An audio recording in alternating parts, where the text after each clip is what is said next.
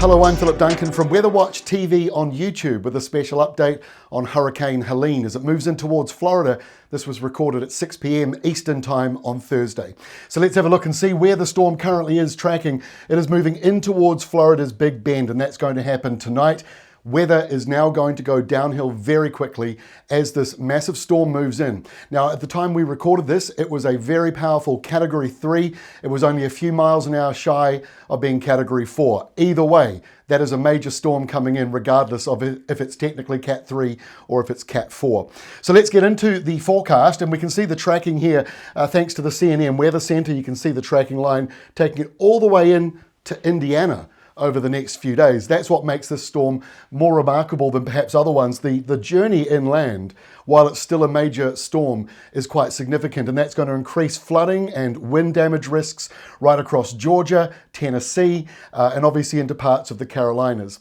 Here is the latest satellite imagery. Looks quite stunning. You can see the eye now forming in the center of it as it gets better organized and it heads in towards Florida's Big Bend.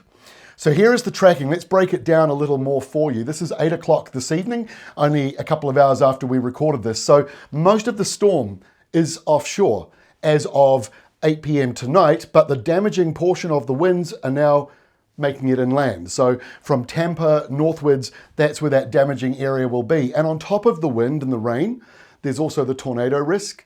But the main risk, the one that you're hearing a lot about, the terms unsurvivable conditions, that is coming out of the storm surge that is heading in towards, in particular, the coastal zones, mainly around the Big Bend. And so you're going to be talking about 10, 15, 20 feet storm surges.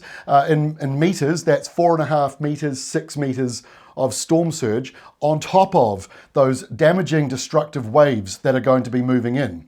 Now, this is just 3 hours later, 11 o'clock tonight, Eastern Time. We're expecting the center of the storm to be making landfall at some point later tonight. Now, the timing may still move around a couple of hours. It might arrive a little earlier or a couple of hours later, depending on which computer model you're looking at. This one is the European one, showing it coming in a little more to the eastern side of the Big Bend, others showing it a little further to the west. Either way, this is the damaging part of it all the way here. Even 11 o'clock this evening, damaging winds now moving into Georgia.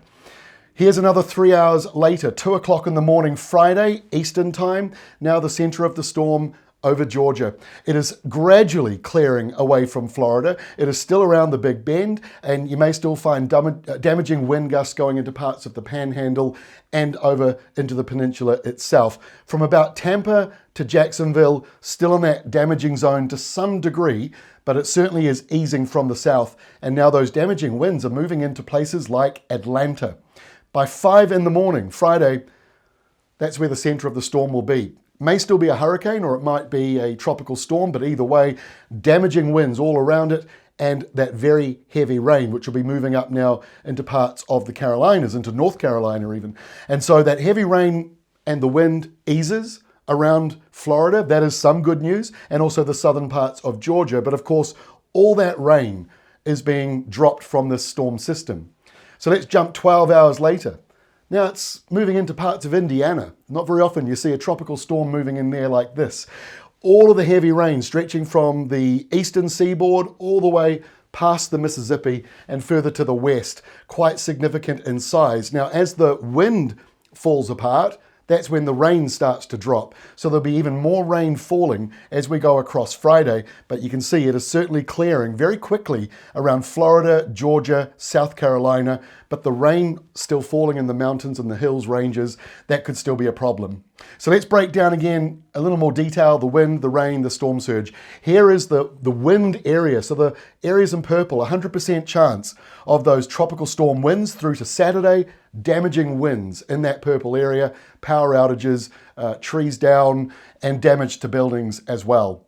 Here is the expected rainfall from this large system, and it is large. It stretches 400 miles across with those damaging destructive winds, 645 kilometres across. That's a significant size. But this is the rain side of it, and some very heavy totals between Charlotte and Atlanta. You're talking up to 10 inches, maybe more than 10 inches. It could go to 20 inches in some rare but possible locations as a result of those stalled downpours.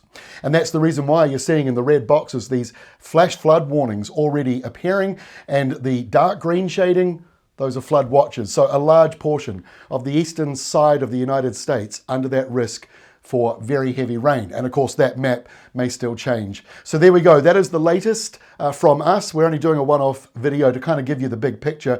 Please do visit the CNN Storm Tracker. You can find it on CNN.com. A lot of the maps we just showed you are there, and they've got some really great coverage to break it all down for you. And obviously, we also recommend weather.com, the weather channel, if you live in the United States.